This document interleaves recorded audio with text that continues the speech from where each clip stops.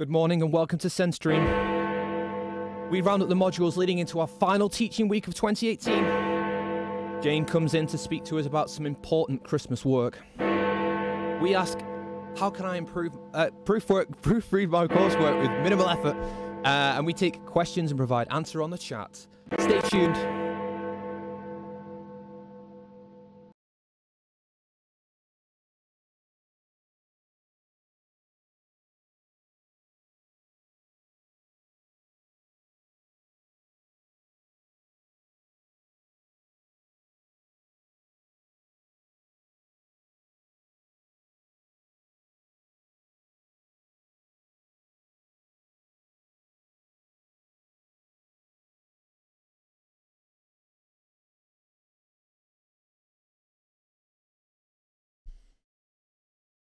Good morning, folks, and welcome to episode 12 of the SenStream. Sticking with the theme of Mike cocking up the introduction once again. It's difficult, it's pressured, and you know I like to ensure that there's consistency across the way when I do the SenStream. So, as always, I got the chat open at the bottom of the screen. Let me know. So we say good morning to Dakota, good morning to Dana, and good morning to Antonia. If there's anybody else out there lurking at their computer watching SenStream this morning, then please let me know that you're there and we can say a nice hello. Now, got quite a bit of stuff to get through today. One thing before we move on, I have my mobile device here with me, and that's because Jane will be joining us this morning to answer any questions that you may have on the nutrition and performance courseworks that you'll have over the Christmas period. Now, Jane hasn't been here before and she's not quite sure how to get here. So at some point, my phone will ring and I'll have to head across to the lift just to go and pick Jane up so we can have a bit of a chat. So just bear with me as we get Jane into the studio. But basically, we're going to run through the module updates and all the rest of it that we usually go through, and then we will continue on with some interesting stuff that we've got lined up this morning. So let's get straight into the module updates. Okay, we're going to start with nutrition and performance, I believe. Excellent, good stuff. So, as Jane is going to be rounding off today's SenStream, we're going to start with her module first. We got week 12 already. Jane is in the same position as me. I frankly cannot believe we are in week 10 as we are moving forward. Week 12 as we move forward. Now, she's just a polite reminder about the assessments that you've got for nutrition and performance leading over the Christmas and New Year period. And I know it's not ideal. I know that makes some of you grumble. I think I was talking to Antonia and she said, well, it's university. Well, yeah, it is. But how can we manage that? How can you just make sure that you're a little bit more ahead of the game as you move through the festive period? So you've got an opportunity to make sure that you've got a bit of downtime and have a good time, have a bit of a switch off from university, but also make sure that you get your coursework in on time. So just a polite reminder then that the client report is due on Thursday, the 3rd of January by 1 o'clock. Jane's going to make the link available for you to submit your coursework in the coming week or so that if you are way ahead of the game, you might even be able to submit before Christmas, and then that's one thing that you've got boxed off. The next kind of assessment period would be your in-class test, which will be on Tuesday, the 15th of January at 2 p.m. One not to miss, guys, is what I would say. I saw an email go out from Jane about anyone with a reasonable adjustment. Please get in touch with Jane and all of your module leaders for that matter. If you have an exam, so for concepts and for Jane's module, nutrition performance, if you have any reasonable adjustments that you need to make the module leader aware of, then please get in touch with them as soon as possible so that those adjustments can be made. Now, let's just see if we have anyone else on the chat. Madalena, good morning. Good to see you. Ted, good morning. I'd be interested to know on the chat, get some feedback for Ted as to how well the cake went down. I definitely should have had a slice of it, but never mind. We've got Evie as well. Good morning. Good to see you there. It's nice to know that we've got some folk lurking about in the background. Okay. So another slide here to do with nutrition performance, just looking ahead to what you've got in the final week. Now you've got a formative feedback opportunity. So a formative feedback is just simply an opportunity for you to submit a bit of work and get some feedback from the tutor who's running that module. So just a reminder there that you can submit a short essay for some formative feedback with Jane ahead of your in-class test. So again, she's encouraged you here that your essay should be handwritten, and give yourselves around about 30 minutes to write it, as that's what you'll kind of get in your your in-class test. Again, it's optional, but I'd strongly encourage those that are thinking of doing it to take up the opportunity to get a bit of feedback ahead of your in-class test. Again, 30 minutes, put it aside. It just gives you an opportunity to sort of see, well, how am I going to fare on those longer answer questions within the exam? And what would put me in the best position to try and get the best marks that I can. Again, if you can squeeze out 30 minutes just to make sure that you've got that time, so you've got that feedback ahead of the in-class test, it'll just give you a little bit more confidence going into there that you've had a bit of feedback and you know kind of what to expect. Finally, just on that, Jane is going to post an essay onto Blackboard next week, and then she's going to try and get feedback to you as soon as she can after that. Next week, looking ahead to the final session that you'll have on nutrition performance, you're going to have, now I messed this up, and I think it's largely due to the fact that I wasn't in for a few days last week and had to kind of interpret what was going on in Jane's module without actually speaking to her. But the lecture I mentioned that you'd have on fatigue and limits to performance with Rumi is what you're going to have in the final week, and I'm sure that's been explained to you by Jane in the module. So hopefully you're all up to speed with nutrition and performance. Again, we'll kind of have Jane in the session, in on SenStream later on in the session today. She's just going to give me a call when she arrives. So if you've got any specific questions, that would be a great time to ask them when she's sat with us in the studio. So let's move it on. I think we're on to concepts and principles. Yep. So you'll be all thinking, oh, my critical review, how the hell did I do? Well, a little bit of an update from Claire. So she got 64 papers submitted on the review, and 60 of those have been marked so far. And of the proportion of those that need double marking or moderation is what I would call it, she has already completed 20 papers of that as well. So she's just waiting for those last 4 marks to be submitted before the feedback and the marks are released. I've just double checked and asked Claire to just make sure that the release date is going to be consistent for everyone, so that we avoid the kind of CASP addition, like the feedback that was released too soon. So we're going to try and avoid that this time, make sure everyone's on the same page. Claire is teaching all day today, but she's hoping to get them finished and marked by this evening. So hopefully, keep an eye out, I'd say tomorrow, for getting some feedback on your critical reviews for concepts and principles. We're going to talk through a little bit of feedback that she's provided just in a second, but Claire is happy to discuss any feedback that you want to get from her, to try and kind of facilitate your understanding and help you improve with your writing and your critical thinking moving ahead into semester 2 modules. But she is going to put together some more comprehensive guidance that people can improve on. So she has given some guidance and a little bit of generic feedback for everyone, which I'm just going to go through now. So, labeling of tables and figures. So instructions on how to do this and including cross-referencing as well. So of the essays that I marked, I did see a good use of tables and figures. And again, looking across some of the other essays and different topics that I didn't mark, again, other people had chosen to do that as well. But there is a very specific convention and style of which you can reference those tables and figures. So, for example, don't put a figure in the text, in your essay, and then don't refer to it. Because otherwise, how do we know as the reader what the figure means and what value it's adding to your narrative, your literature, to your narrative in your essay or your review, whatever it is, without you explicitly stating why that figure's been included. So therefore, you can see that a table or a figure can be then added value to your narrative. You might not be able to summarize everything that figure says, because that's why a figure would stand alone.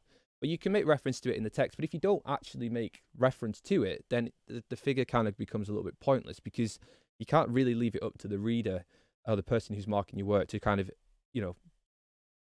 figure out what it is that you meant by including that figure. So you need to be explicit, make reference to it, and then ensure that you include a label or a description of something. So convention for that, tables have headings. So you'll have table 1, and then you'd say what exactly that table includes within it. And figures have figure legends or descriptors. So you'd have like figure 2, and then a short description as to what that figure actually means. And again, if you borrowed it or referenced it from a different piece of work, you would probably like to put in, accessed via whichever reference it is, so that everyone knows that, you've not just copied it and you're trying to pass it off as your own work.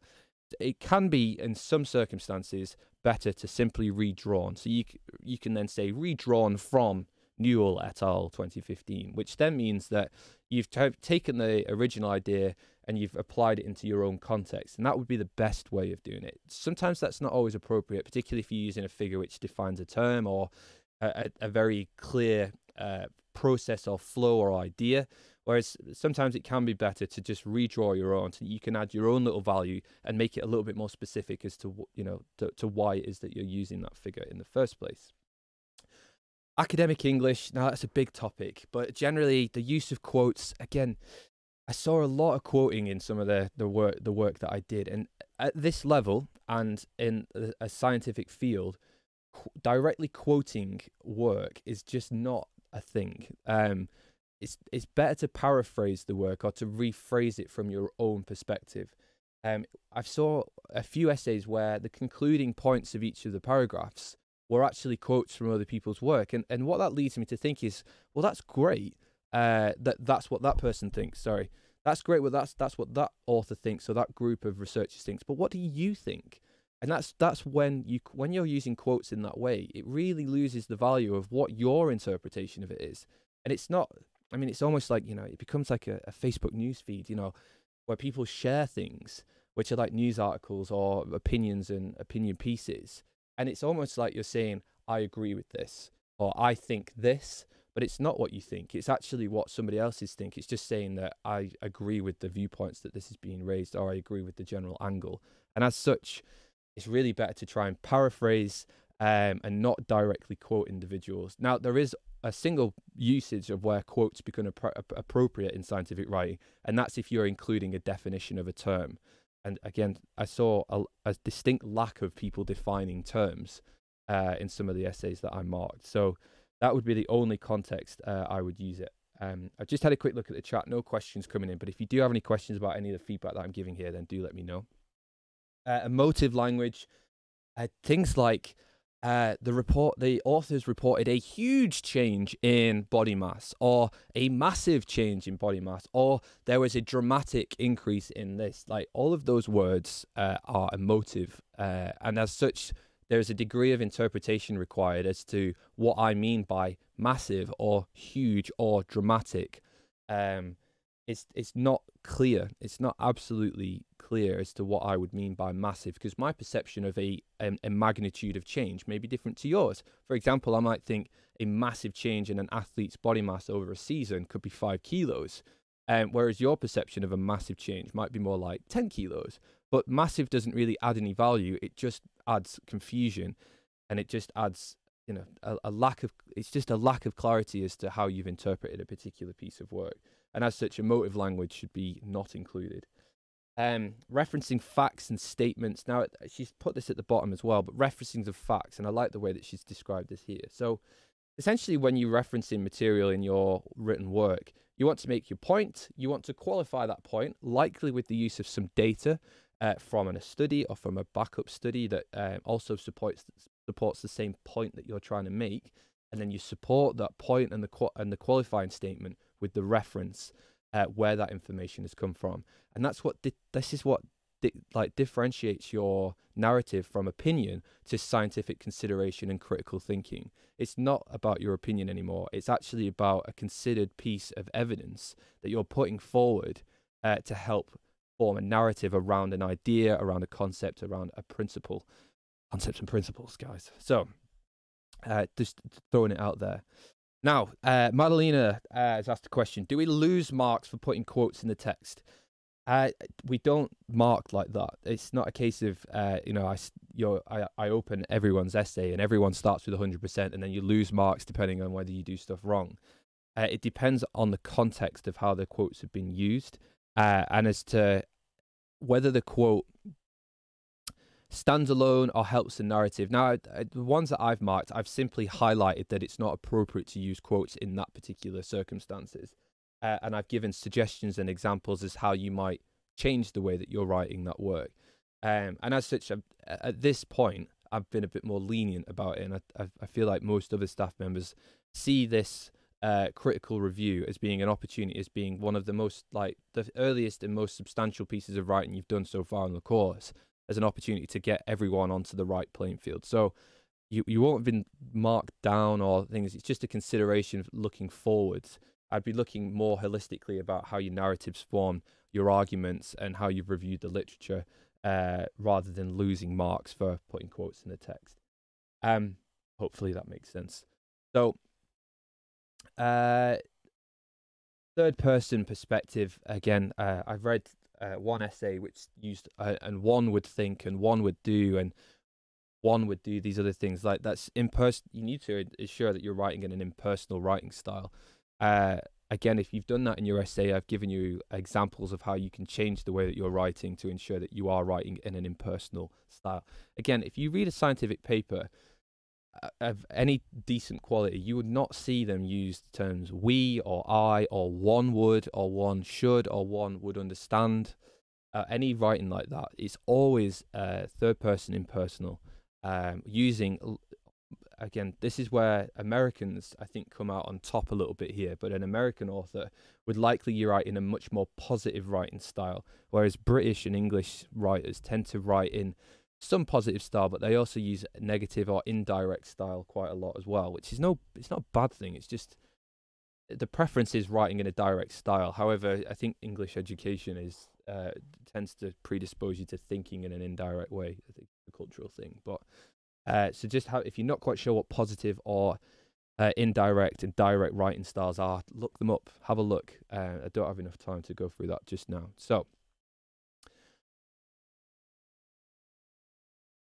it's a guide regarding poor decision of limited choice of references by date and as a process. So I think Claire is referred to there that there's a few essays that I read that didn't really describe or determine exactly how it is they'd gone about identifying the literature that they would include in their literature review. So there was no kind of method about a search was done using these terms, which included these different databases. And that can go in two ways. You can either have done that and use very specific inclusion criteria, which would then result in you obtaining papers which were very specific to your research area. You could be very liberal, achieve lots of papers, and then not really know how to handle that. If you've got like 100 or 2 thousands of papers, and then you've just gone and selected them, you've not really given evidence as to how you've narrowed down the topic so that you're choosing very specific and high quality papers and stuff like that. So just a little bit of feedback there. Claire's going to give you some more overall feedback as we move through either this afternoon or next week. I've just opened the chat again, guys, just to have a quick look. So Antonia's asked, what if we find it hard to rewrite the information in a way that is significantly different from the original quote? Let me just get the chat open, guys. So oh, sorry. Wrong view. Yeah, it's challenging. And I use the example of, for example, like from my own research, I always use this as an example in terms of there's only a certain amount of ways that you can say consuming carbohydrate increases the concentration of glucose in the bloodstream. You know, like there's not a million different ways that you can say that. And as such, don't get bogged down by it. Like the author might have succinctly said what it is that you want to say in a particular way, but if you're not sure as to how to paraphrase it, then always think, well, what's being said and what's the question that I'm asking? And as such, can you then gear what they're saying a little bit more specifically towards your question? And as such, that should help give you a framework. It should help give you a framework to try and rephrase that. But yeah, you've gone on to say there, like certain concepts are hard to rephrase. Again, if it's a concept or a key idea, then again, you might not want to deviate too far away from what has originally been said. And then you might be thinking, well, if it's a definition or a very fine, like a very acutely defined concept, then a quote is fine. But outwith of a defining concepts and definitions of topics, you don't want to be using quotes.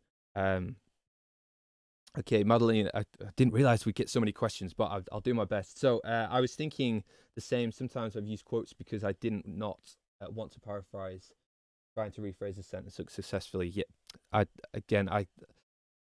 I know what you mean. I can kind of understand what you're saying there. But the preference would be to rephrase, paraphrase, not quote, just moving forward. The quote, again, you will put the reference at the end of that sentence anyway. So if what I tend to do with the plagiarism software, for example, is that if it's blatantly obvious that there's 4 lines of text which are just the plagiarism checker highlights it in a color, then I can compare the original text versus the submitted text, and it's quite obvious when someone has just copy and pasted a line. Whereas if you've paraphrased something, what it tends to do is it picks up selections of the sentence where various different keywords have been changed, and usually the student has tried to rephrase the sentence from their own perspective so that you can apply it in a more specific way. So it is obvious when a copy and paste has just been done. Whereas, again, if you put the reference of what material you're referencing at the end of the statement, and you're using that kind of point, qualify, and support kind of model, then it's fine. You're not passing off that statement or that idea or that concept as your own work. You're simply identifying that you'd like to use that concept to help build your narrative, and that you're making reference to where people can find out more about that, or what supports that kind of qualifying statement that you're making. So don't stress out too much about it. Dakota said, might be a dumb question, but can we only use English written research? Good question. I've seen other, so German and French is the most other commonly cited work that I would come across. All I would say is, I mean, I don't see any reason why not. There is confusion. I mean, I couldn't qualify the statements made within a French reference, for example, or a German one for that matter. And as such, you would need to be, what you may want to do is say originally published in German, however, widely cited in English literature, which you can find here. That could be a good way of doing it. I would say that most international journals are published in English, and as such, if you want a good quality reference, that it's likely to have been translated or converted into English for the publication into higher end journals. That's a generalization. Don't get me wrong, there's probably exceptions to that, and it's my ignorance rather than anything that is limiting my interpretation there. But that's all I can say from my own perspective. Let's move it on. Let's continue with the module updates. Again, just keeping an eye on the phone. Excellent. Okay, let's move it on.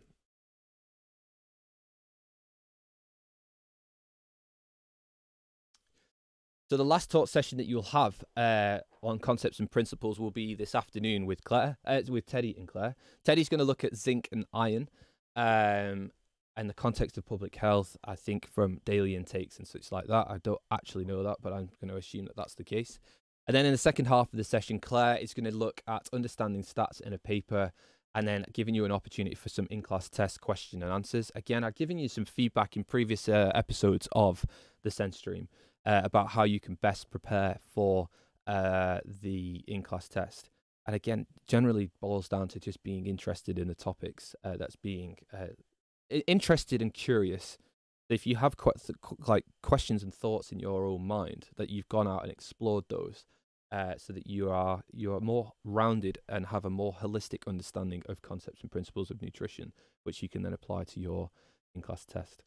Now, again, a reasonable adjustments forms. If you're not sure what that is, it's probably because you don't have one. Whereas if you do have a reasonable adjustment form, you'll probably know about it, and you need to let Claire know as soon as possible, so that reasonable adjustment can be made. Now, I'm aware of some students have had chats with Claire about who those students are, and she's been in touch with you already, and that's great. If you're still if you've not spoken to Claire or Jane about any reasonable adjustments, please do so as a matter of urgency.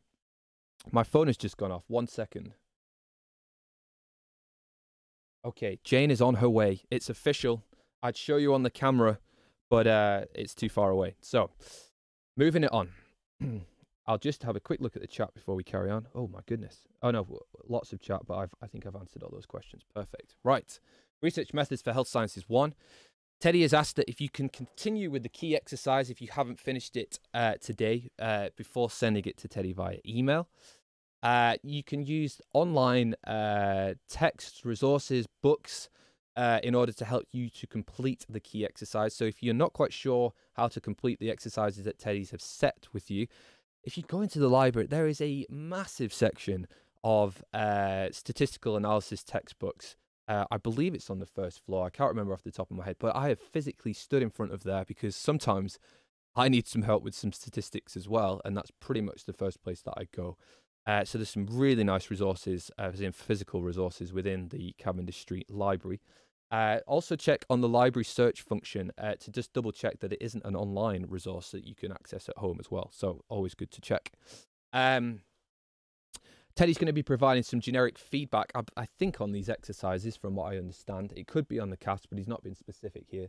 On Tuesday, which will be that extra Tuesday session. And again, he's going to repeat that for the guys that can't make the Tuesday session on the Wednesday beforehand. Same time, same room, apparently.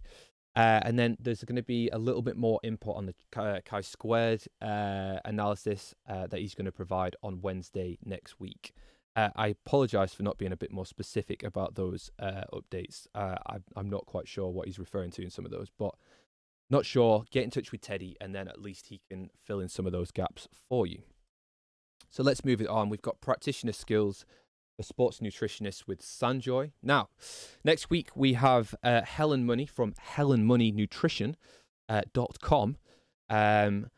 She's an alumni from our undergraduate BSc in Human Nutrition, and she is now her own consulting nutritionist with her own business. She's coming in to talk about the process of setting up a nutrition business and some of the reflections that she's had about doing that, which she's going to share with you guys moving forward. So you can see here, if you're on Twitter, you can follow her at HM Nutrition. And if we just have a quick look at her website. Now, my computer should be able to deal with this, I hope. Here we go. Let me just click on this link and we'll just have a quick look. You can see what she's all about. So this is Helen's. Let me just go full screen. So you can see here, helenmoneynutrition.com. Head across to her website and you can find out a little bit more about what she offers, how it works, private consultation, workplace well-being, an excellent diversification of a nutritionist's skill set is what I would say. Let's have a quick look at what she offers, because this is a big thing at the moment. Helen Money Nutrition runs workplace well-being talks, workshops and clinics. All packages are bespoke to match the aims and requirements of each individual company. This is a thing to consider moving forward, because I feel like sometimes this is where the money is, lol, in the sense that, businesses are very keen to ensure that their employees are happy, that they have good mental health well-being, and that they are physically well and able to attend work. Because if you're ill and you're not able to attend work, that means you're going to have a sick day, you're going to be an expensive employee that's not very productive. So there is a change of mentality of how companies approach these types of topics. And I think you would be wise to kind of invest a little bit of effort and time into finding out a little bit more about what different services are offered by people like Helen, for example, because it provides you potentially with a contract or a bank of work, which would allow you to facilitate your income by doing specific acute work for businesses. And that can be on an individual basis. That could be working with CEOs or senior management in companies to ensure that they're operating and performing well. And again, you can sell yourselves from the perspective of a performance nutritionist, because performance, okay, could be an elite athlete, but it could also be making sure that your CEO of a company is making decisions which is going to increase and enhance and improve the outcomes of that business. So again, thinking a little bit outside the box as to how your skill sets may apply to that is no bad things. So check her out, basically. Have a look. She's a successful alumni of the university. She's done well. She flies the flag of Westminster. She comes back and talks to you guys and gives you a little bit more insight. So go and have a look at her website, see what she's up to, and yeah, just generally be interested and involved. Let's head back. Okay. So head across to that session. I know it's tempting to think, oh, it's the last week. I don't really fancy. I don't really want to come in. I don't do that. Come in, get involved. We pay extra for these lecturers to come in as well. So please do come and attend. You'll learn a lot from her experience. And if you're thinking of doing your own private nutrition consultancy moving forward, invaluable advice and guidance to be found there. Just a quick look at the chat. No extra questions yet, and that's all good. All fine with me. Again, I'm just keeping an eye on the phone. I might have to just pause the stream while I go and collect Jane so we can ask some questions moving forward. Let's continue as we are. Just a reminder, thank you for those that attended the Send Salad Wednesdays. Now, I wasn't quite sure how it was going to work out, but I thought it was all right. Again, round of applause for Ted Roundtree, Instagram, follow. I was going to open your Instagram account, Ted, but I thought it might be a step in the, into a realm that's not appropriate. So if you want to, as a own sentient, conscious human being, want to go and check out Ted's Instagram account, then please do so. But moving and looking ahead to next week, this is when we've got the British Nutrition Foundation webinar. There was some suggestion by Dana that we might have a little bit of a celebrative drink for getting through semester one. I'm going to look into it because I'm not sure what the rules are with regards to getting smashed up with the MSc students. Obviously, we're not going to get smashed up. We'll have a nice classy... I've just seen Ted's comment. A nice classy drink of something just to kind of toast the semester one, kind of give ourselves a pat of the back for getting this far and thinking ahead to semester two. So leave it with me. We're going to have the British Nutrition Foundation webinar, which will lead into that session with Helen Money afterwards, and we can go from there. Guys, just because Ted did such a fantastic job with the cakes, he's just posted his @TedRoundtree Instagram account. Again, thank you for doing that, Ted. Much appreciated. I'm sure it went down well with all of your peers. If there's anyone who wants to do a bit of baking for next week, get involved and let me know. Otherwise, we'll make some extra different arrangements. But if you're keen to, put your nutrition skills to the test with your peers, then just get involved and we'll go from there. Okay, moving it on. I think this is our tweet of the week. Yes. Okay. So a little bit of a different tweet of the week this time, just because I came across it and I see these quite a lot because of the types of people that I follow on Twitter. And we've got a tweet here from Laura Needham, who is a physiologist working with at British Triathlon. She works with the EIS, and she's the technical lead, apparently. You can follow her at Laura Needham1 on Twitter if you have Twitter.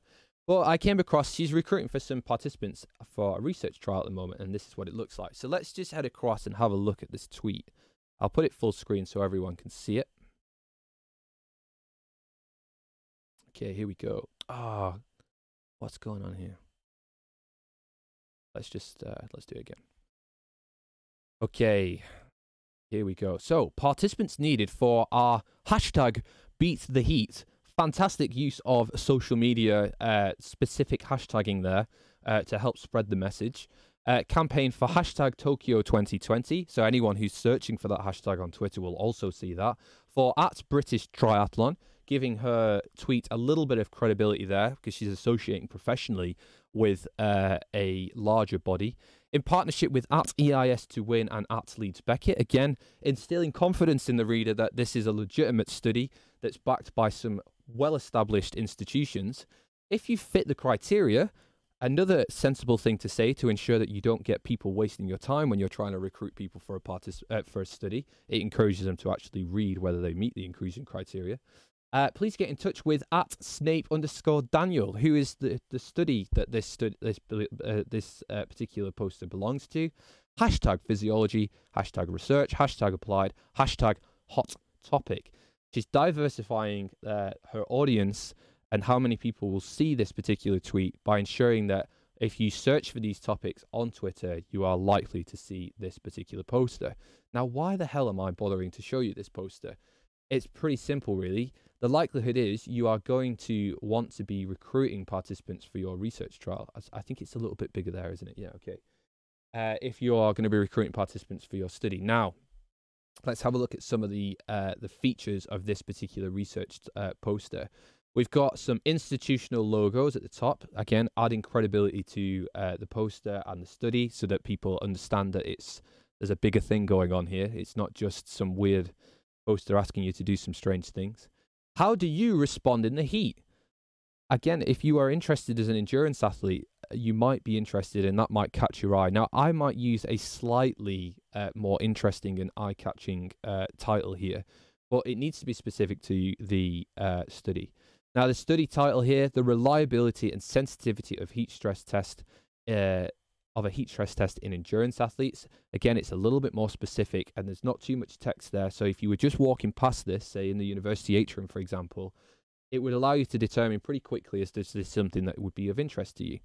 Now, criteria, key thing here, male, aged 18 to 35 years old and train aerobically for greater than or equal to 5 hours a week.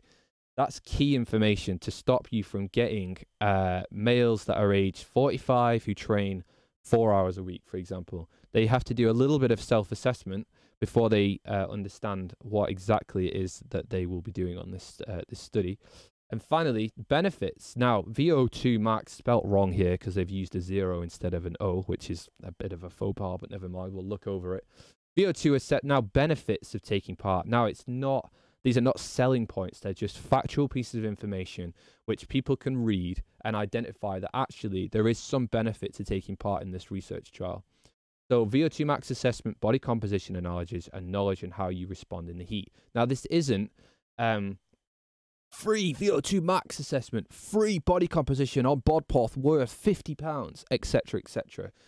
It's just that I see every year these posters come through, and it's just what I would say is it's coercive language, which is not, it has no place in the recruitment of participants for scientific studies. Whereas this is a really nice example of how you can draw an individual's attention to different benefits of taking part in the research trial. And they can then be aware of why it is they may want to take part, rather than it being this crazy coercive selling point to coerce people into coming doing your trial. Also, it prevents people from being attracted because there might be a reimbursement, there might be a financial incentive, etc., etc. So that is a nice example of how to recruit people on a recruitment poster in a tasteful and ethically sound way. For more information and to be involved, contact Daniel Snape. So there's a degree of accountability there, and we know how to get in touch with Daniel via his university email address, which is excellent. What's involved is another key thing. 9 visits over 3 to 4 weeks. If I was a participant, I'd think, geez, that's a heavy time commitment, first and foremost. Sessions range from an hour and a half to 2 hours. Again, it makes it real for the person to understand that could they take time off work on 9 visits over 3 to 4 weeks to be able to do that. But they might be really keen to get a VO2 max assessment and a body composition analysis so they can make their own decision as to whether that's appropriate. And then submaximal cycling in the heat. Now, if Daniel was savvy about this, he might have started recruitment for this study in September, because he wants endurance-trained athletes to do lots of training over the winter period. Now, I don't know about you guys, but if I was yesteryear I was an endurance athlete, and if I could train inside rather than going outside, I'd rip your arm off. So if that gave me a framework in which to take part in that particular study, I'd be knocking on Daniel's door as we move ahead. So just wanted to draw your attention as to, if you're recruiting participants, you plan to use a poster, this is a really nice example of how you might go about doing that. Very clear, attention-grabbing title, the title of the study so that people know what the general gist of it is, inclusion criteria, some benefits, how the hell you get in touch with the person to get involved, and if you did to get involved, what could you expect to be doing so you can measure your expectations before you waste Daniel's time saying, well, I work 5 days a week, I'm in the office at 7 and I don't leave till 9. I'm crazy. So yeah, good example of a poster there.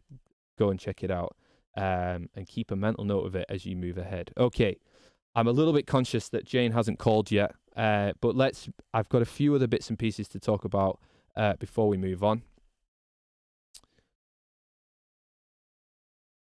Okay, I say that. I can't remember what's next. Oh, I remember. Okay, so I was kind of banging my head against the wall a little bit with some of the essays, because this is the critical review essays, which I've had the chance to read a good portion of them, and it's so again, my job is to pretty much spend 8 hours a day reading things. Is how I would summarize the job of a lecturer. So I'm either reading content for lectures and putting together slides. I'm reading emails from students, from staff members. I'm putting together research grant proposals and therefore proofreading my own work. I'm reading essay submissions, I'm reading dissertations, I'm reading PhD theses, I'm reading research articles about research that I'm interested in. I spend a lot of time reading things. And as such, when I then read a piece of work that it's very obvious that it hasn't been proofread, it does kind of irritate me a little bit, because it's such an easy thing to do. And it's such an easy win to help try and enhance the quality of your work. So what do I do, and what different pieces of advice can I give you that makes proofreading easy? Okay. So what I would say is, it's actually really dull, very boring, and very difficult to read your own work, because you have been thinking about that piece of work, that paragraph, that particular page for a good few days or a good few weeks on the bounce. And as such, the last thing that you want to do is sit back and go, well, I'm going to try and read that now, particularly if you've just finished it. So one piece of advice I would give is, if you are happy to proofread your own work and you actually enjoy doing it, then one way to enhance the quality and the accuracy of your proofreading is to just leave your essay for a day or two. So don't look at it, don't touch it, don't open the file, don't do anything with it. And then after a couple of days, you kind of detach yourself mentally a little bit from the narrative that you've been trying to form in your own head. And as such, when you then come to read it again, any errors, mistakes, or words that you've used or sentence structures really kind of stand out, and they go, oh my God, I can't believe I read that. I wrote that the first time. I just didn't see it. So that's one way of doing it.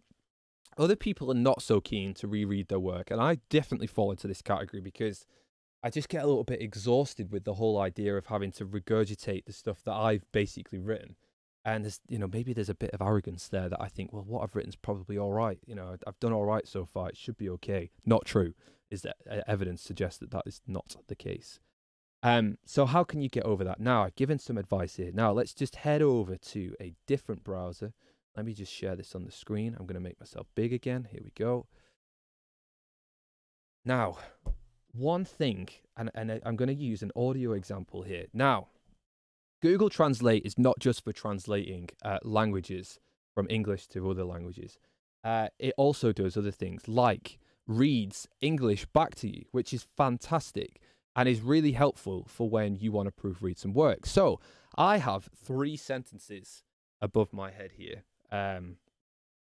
Oh, we've got a phone call. One moment, guys. Jane, talk to me.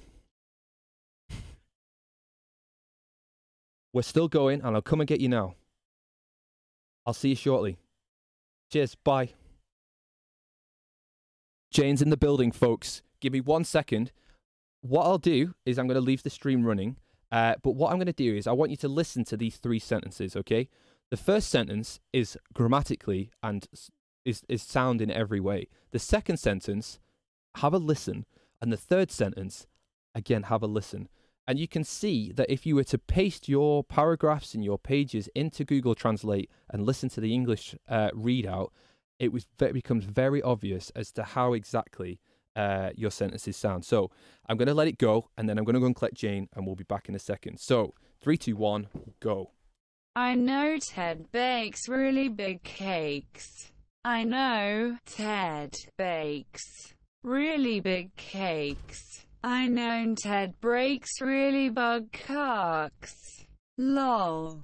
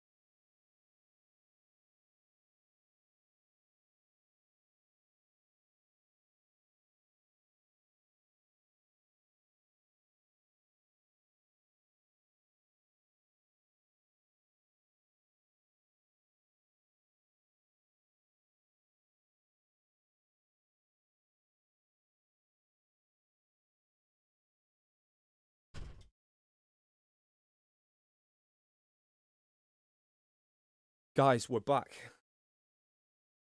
So, I've collected Jane. She's just getting her coat off, getting sorted out.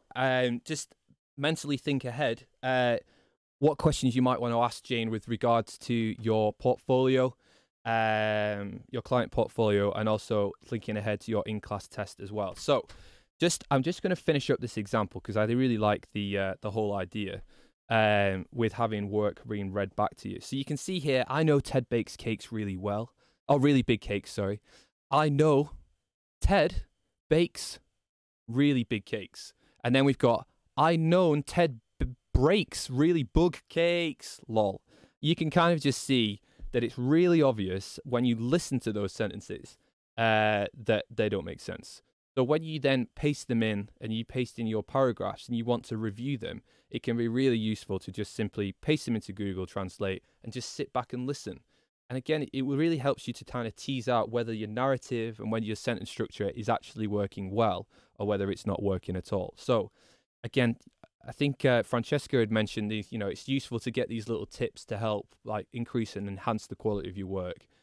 So hopefully that's another one that you can add in to when you're reviewing and proofreading your work, moving ahead into other assessments that you've got, like Jane's client portfolio, for example. Okay, let's just head back over to the slides and just make sure we've covered everything, and then we'll get Jane to come and have a chat with us. Excellent. Excellent. I think we're on the right page, guys. So give me 30 seconds while I just get set up with Jane. We're going to do the usual. So how can you guys do well on this assessment?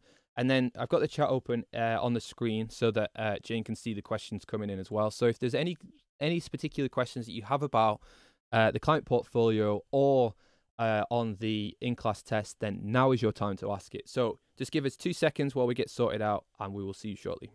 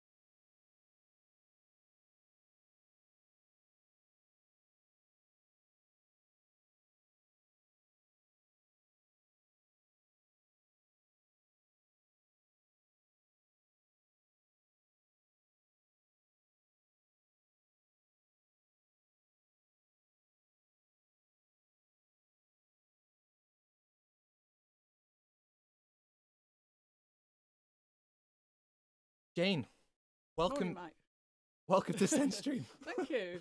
How are we doing? Yeah, good. I've always sat the other side. You like SendStream? I'm starting to worry about myself.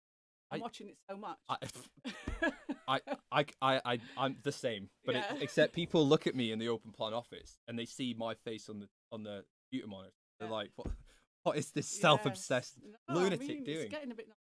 All right. I mean, be honest. Just say it how it is. I keep not you. I'm talking about. She's watching not it, in case welcome you here mention again. me. In case you mention. Yeah. I mention you every week, Jane, Yes, because you I give me know. some excellent updates, I know, and right. you give the nicest updates. Well, Yes. because you're always saying, oh, great job in the Well, practical I think sessions. they do really punch. Hmm. Come from different backgrounds. Get on with. Well, very enthusiastic about like that, and you're also really. Oh, I'm happy. We're getting some feedback that the sound is cutting out a little bit. Oh. So I think I've got a loud, booming voice. So we'll skew it to Jane's side a little bit, Okay. and then we'll go. Please let us know on the chat if it does continue to cut off, and I can try and do something about that. But we're going to start with the first question. Now, I've seen on the chat is open on a screen in front of us, guys. So as soon Right. as a question comes in, we'll be able to answer it. But essentially, we're going to start with how can the students do well on the client report? What kinds of things are you looking for in that? Okay, we did a session on Tuesday, that most of you, about how to do well on the client report, and what we focused on, as you there, is addressing those marking criteria that are fully laid out in the marking guidelines. Because at the end of the day, I or someone else who's marking is marking to that grade band. So, and we did an exercise where you marked somebody else's work and you fitted them into a grade band, and most of you fitted that person into a low grade band because they weren't doing enough to go into the higher grade bands. And it's really as simple as that. We took the example of someone who didn't reflect. Now, you could pass without reflecting, but if you go up to the merit, it says clearly in merit grade band, good reflection. If there is no reflection in that section, I can't put you up to the merit. The grade band doesn't say so. So I would say work your way when you're happy, or as you're producing, as you're writing your client report, check out with those particular marking criteria if you're fulfilling that for the grade band you want. It might say, you might be saying, well, that's easier said than done, because you may know what's different between excellent and good, but I'm not sure. Point. But I mean, good is good enough, and you've certainly done a good job, but you could do a bit better maybe to get an excellent. To get an outstanding or an exceptional, in my view, is could well be submitted to a peer-reviewed journal. So it's that kind of standard to get an excellent or an exceptional. Sorry, not exceptional, outstanding or exceptional. Excellent is the top of what I would expect from you. Good is still good enough; you'll still get a good mark. And then it becomes clear as you go down through the grade bands what people are doing wrong. So what are you missing out that you could potentially add into that? So try to address every aspect, I would say. Yeah. I hope the sound is okay, guys. I changed the settings on the microphone, and I've bumped the gain up a little bit and switched off some noise gates and all sorts of things. So if there are any problems, let us know. But I think my next question to you would be, what are some common errors and mistakes that students tend to make on that type of assessment? Okay, we went through some basic ones as well on Tuesday, which were mostly about presentations. So things like, identifying people within your report, writing in the first person. No, we don't do that. Writing nonsense, such as she would of. Which is my personal hate. I don't know what your personal hates are, Mike.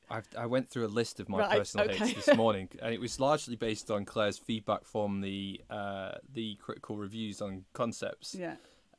So yeah, again, one would do these things using quotations. Yes, using direct quotes when you can so much easily write it yourself.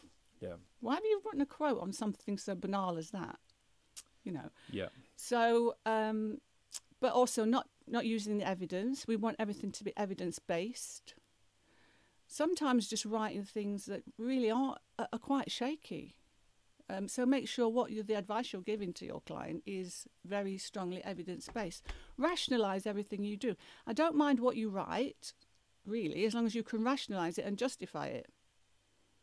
Yeah, because you show me where the evidence is. Put the reference in that shows me where you've got that from. So it'll be rational, be evidence-based, clarity, presentation of results so they're clear so that I can see quite easily what you're talking about. Like put things in a table, don't write it all in text. Do comparator tables all in the same place. Present some nice examples of the type of advice you're giving to your client in the correct section, in the nutritional advice section. Don't put everything in the appendix. There's no mark for the appendix. That's only for supporting information you might want to add on. So you need to include some good examples, some practical examples, a sample meal plan or a sample exchange list or something within that nutritional advice section, which is what you would be giving to your client. It's you can't just write, I told them to eat more carbohydrates and less fats and leave it at that. So put into each section the stipulated, the required amount of information that's given to you in that marking grade. Yeah. I think don't miss anything out. So just, guys, again, we're having a polite chat here, but in actual fact, we're waiting for some questions to come in. So if you do have a question, don't shy away. If you think it's stupid, ask it anyway. Likelihood is if you're thinking it, your peers are thinking it as well. So any questions, get them submitted. But just the point that you kind of touched on there was regards to, you're not too fussed about what it is what recommendations they might come up with, but you want it to be evidence-based. And that, I think it's a key point to raise, is that we have our kind of own personal preferences about how we might deal with weight management or supporting high intensity exercise or ensuring that someone is suitably recovered following high intensity exercise, for example. That's because over the years, we've been exposed to different types of literature and different types of evidence, which has helped to form our own personal approaches. But that's not to say that it's the right approach. Exactly, yeah. It's just our approach, and it's how we've chosen to justify it. And as such, I think, you should be encouraged to kind of think a little bit more about, well, what experience, what evidence have you come across which helps to justify what you would do with a participant and a client. And as such, that deviates and that kind of detaches you from this idea that there's a right and wrong answer. Yeah. Now, there's some things that you fundamentally can't get away from. Sure, yeah. I mean, I'll give an example of last year or a couple of years ago, someone whose person was training for a marathon wanted to cut down on their carbohydrates by a lot and increase their fat by a lot. Now, I didn't think that would be a good thing to support. I didn't think that strategy was well supported. And they did put some evidence in, but when I read the evidence was contradictory to what they were actually saying. They'd interpreted it wrong, in fact. So as long as you can provide some evidence, if that person had given me some strong evidence to support what they were saying, that would have been fine. But it turns out they'd misinterpreted what they'd read.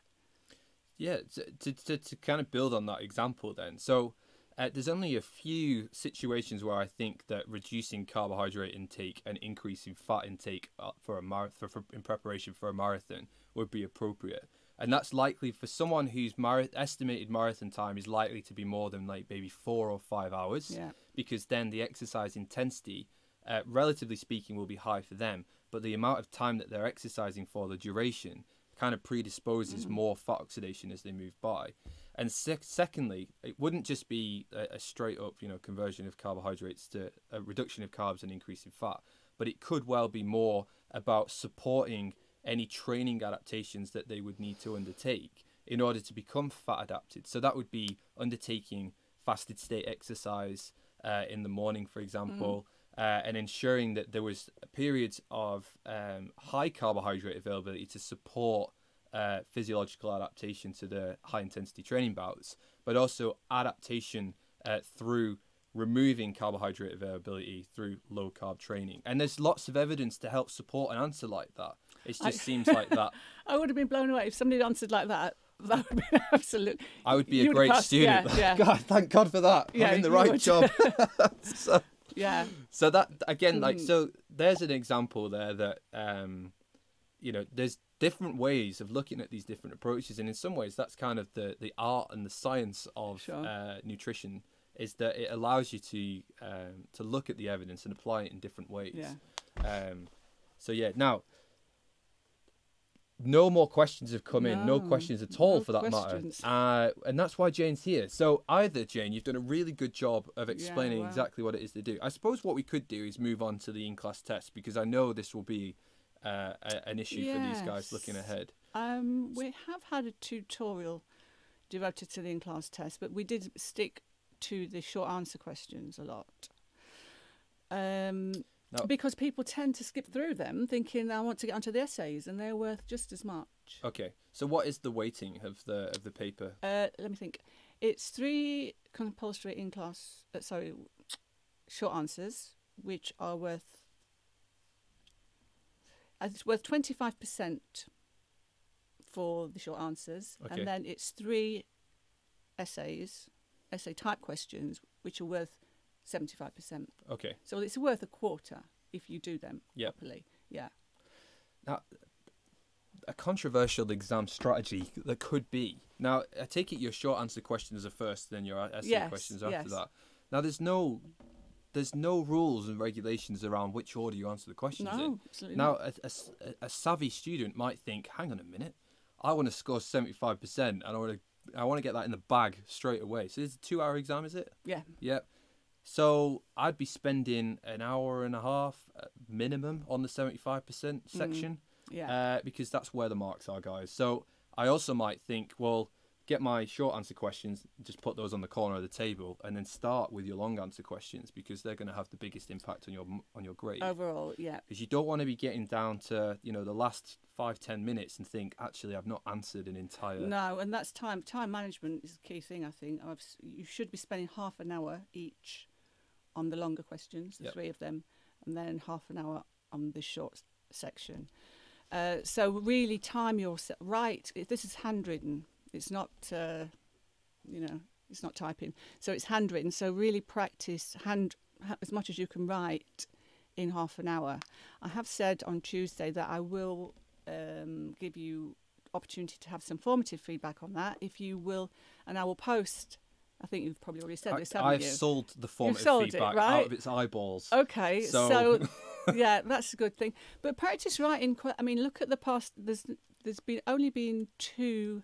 This module, your master's module, has only run for 2 years, as it is. But on nutrition and performance, as it was before, there's past exam papers up there, and the module content's pretty much the same. There's big themes that come up time and time again. Look for those big themes because there's big topics.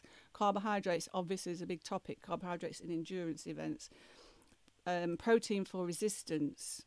The controversy or a little bit less certainty around fats and performance. There's things around energy balance. These are all big topics. You can be sure there's going to be some big topics in there. I'm not going to choose little, off the key wall topics that you just think, I didn't even think about that.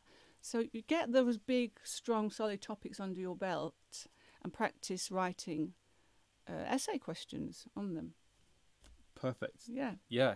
So again, think about your strategy leading into the exam. Again, James gave you some nice advice there with regards to the topics that are likely to be included. Something you can get your teeth into, essentially, because how can you write for 30 minutes on a small, boring topic? Yeah. So practice the writing. I think that's a good top tip. Things to avoid in the exam. Anything off the top of your head? Yes. Not answering the question may seem the obvious one. It's surprising, isn't it, how many Yes. essays, how many exams that you mark that there's just no. There's very little to mark, even if they might write 2 or 3 pages of nothing Yeah. because it hasn't answered the question. Yeah. I mean, quick look at that question. Keep going back to it. Keep checking in with yourself. Am I answering it? Make a little essay plan if you've got time. You've got 10 minutes reading time, so you can make a short essay plan. Make sure you're actually addressing that question. Otherwise, it doesn't matter how much you write. I'm afraid you won't be getting many marks for it because it's not relevant. Mm-hmm. So try to keep your focus very much on what that question is asking you. Yeah. And if you come across like one of the short answer questions that you're just not sure, have a go. Do you know what I mean? Yeah, because just write. Yeah. if you don't write anything, you ain't going to get any No. marks. Whereas if you write something, you might You get a might, couple of marks. yeah. And if you're kind of thinking to yourself, my preparation's not been ideal because of, I had a big New Year's party and it took me a week to get over it, or whatever, insert problem here, that those couple of marks on that question that you kind of threw away because you weren't sure about it could make the Yeah. difference. So I'd always encourage you to write at least something. So yeah, anything else for them to be aware of? In terms of, I mean, you can ask questions if you want, guys. Please feel free. There's 7 people lurking in the background who Right. I think their hands have been cut off in some way. Okay. I don't know. I think while we're waiting to see if anybody wants to write anything, I thought I'd mention the CISSN. Oh, okay, yeah, good start. Yeah, because associated with this module, we don't do this till May, till after you've finished all your university exams, but associated with the Nutrition and Performance module is the opportunity to take the certification from the International Society of Sports Nutrition. They do 2 grades of qualification, if you like. There's a lower grade, and there's a higher one, which is the one you'd be taking, which is called the CISSN. And if you want to read about it, just go to their website. But we do proctor it here at the university in May. And because you've done nutrition and performance, you're kind of well versed with most of the content. You might have to revise a bit on the supplement part, because we don't do a lot on supplements, which they do. Yep. But they've got a lot of position stunts, haven't they? They've got position stunts, they've got study guides. And last year it was all master students that took it, I think, and I'm sure they all passed. Oh, nice.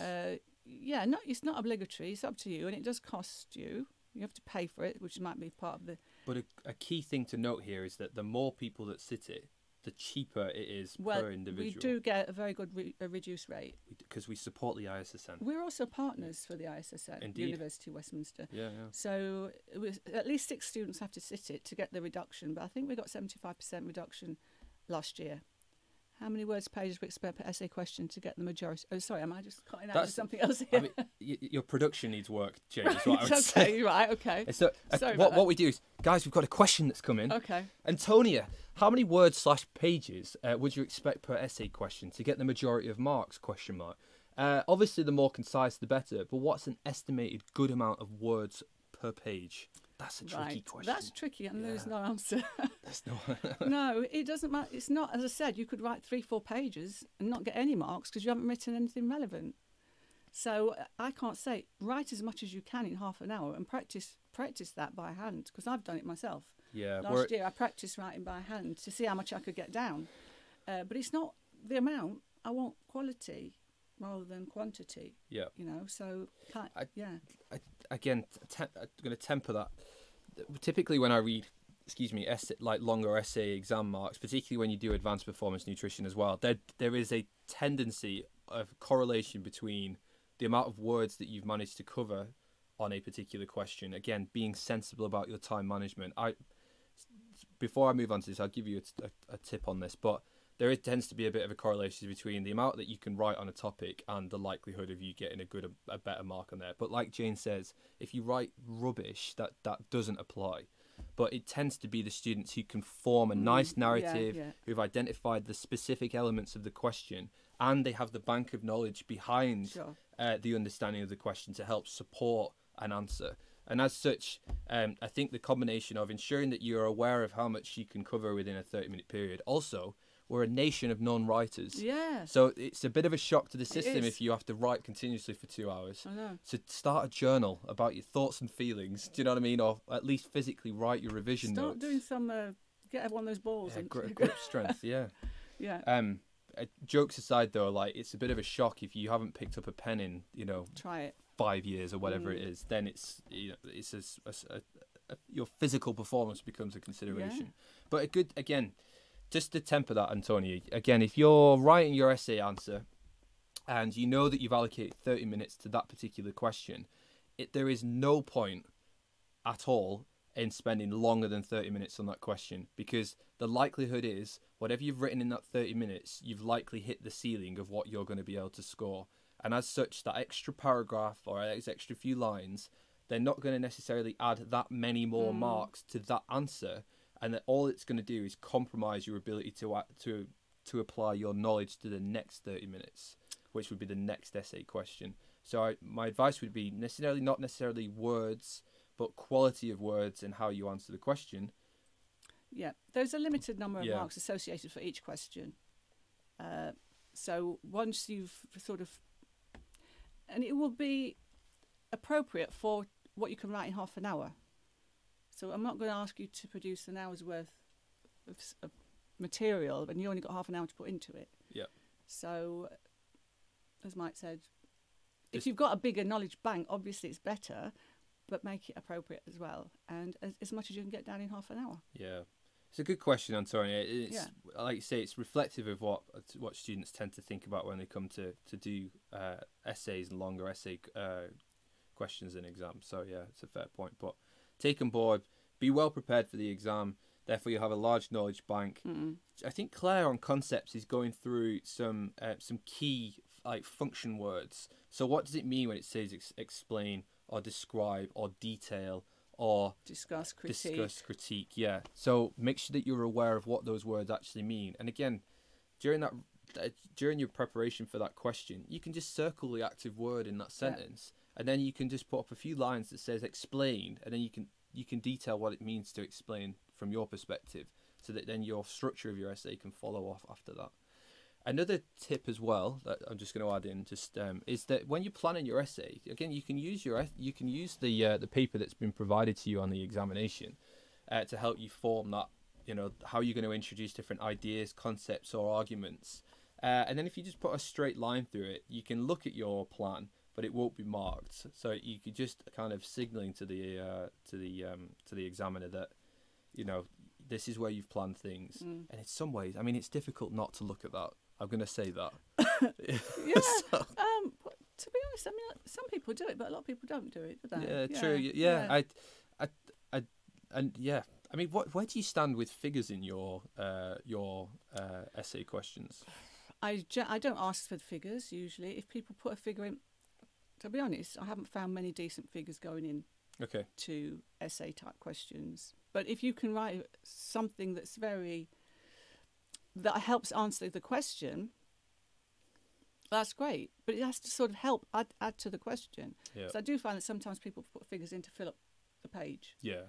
Maybe not so much at master's level, but at undergraduate level, you do find that. So a good sound figure would do you good, if it's supporting what you're saying. But I don't require them, but if you can. Yeah, I think that's the key point. That again, I mentioned this within the critical reviews, that there was some examples that I came across from essays that I'd read there. A figure was included but not discussed, so that you were kind of putting in the figure and then sort of leaving it up to the readers to kind of figure it out for themselves. Again, it's not our job to figure things out when we're reading your work. It needs to be explicit. So again, if you I quite like when people put in figures. I'm not sure if I'm going to be marking this exam though. I'll just throw that out there. I think you will be. You might be. You'll definitely be moderating. Okay. You could be marking. Okay. well, pending. But likely, yes. That's fine. Yes, you'll have some involvement, Mike. Okay. Will. Yeah. I got a very firm look in the eye there, so I'm going to make the assumption I'm marking them. So, but again, I quite like figures in the sense that it helps you to visually communicate a particular message. So, for example, if you wanted to communicate post-exercise muscle protein synthesis when you consume 0, 10, 20, and 40 grams, which is the Atherton paper, you might want to draw out what that kind of looks like so that you can kind of show that there's no additional improvement or enhancement in post-exercise muscle protein synthesis when you consume 40 versus 20. Again, a figure in the text could help you describe that and support your narrative in the text. That would be a nice way of doing it. There was an extreme example last year from one of our students who basically answered all of his questions with figures. I think we know who we're talking about, that was a bit extreme. So one of his essay answers, I think, had at least 4 or 5 figures in it. And again, the problem with doing that is that they'd spent so much time drawing the figures that they then hadn't had the opportunity to actually talk about anything. Yeah. So be sensible about it. But there may be 1 or 2 key figures. The reason I mention it is because I'm quite a visual person. I can remember figures. I can remember the responses and the relationships between things visually, rather than not always with a narrative behind it. Whereas if I see a figure, I can then generate a narrative off the back of it. It doesn't work the other way around for me, I'm afraid. So we're all different, aren't we? Yeah, we're all weird in our own ways. Yeah. So I'm more of a narrative type person, I've got to say. I'm words. Well, there we go. There we should So write a paper together, I tell you. So, right. I think Antonia said thank you with an exclamation mark. Antonia. Yeah. So thanks for asking the question. Yeah. I think if there aren't any more questions coming in, I think we'll call it a day. Yeah. Oh my gosh. Oh. I know it goes. I know Jane needs to go, so we're delaying things. But just thank you very much for coming in today, Jane. Again, if you've got any more specific questions for Jane regarding your coursework, I'm sure you know how to get in touch with her by now. But other than that, I think we'll end it there. Right. All right. Thank you very much for watching, guys. I hope it's been useful. If you've got any questions to follow up, you can either leave a comment in the comment section below, or get in touch with me directly. So thank you very much for watching. We'll be back next week for the final episode of the year, where we look ahead to semester 2. But other than that, enjoy the rest of your week. Have a nice weekend, and we will see you next week. Yep. Take Thank it easy, you. guys. Cheers. Bye.